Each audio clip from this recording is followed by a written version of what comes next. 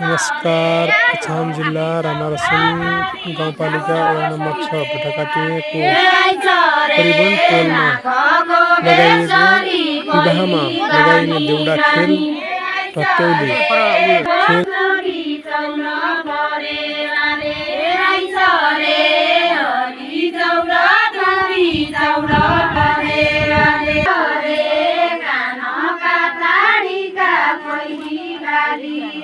Yeah.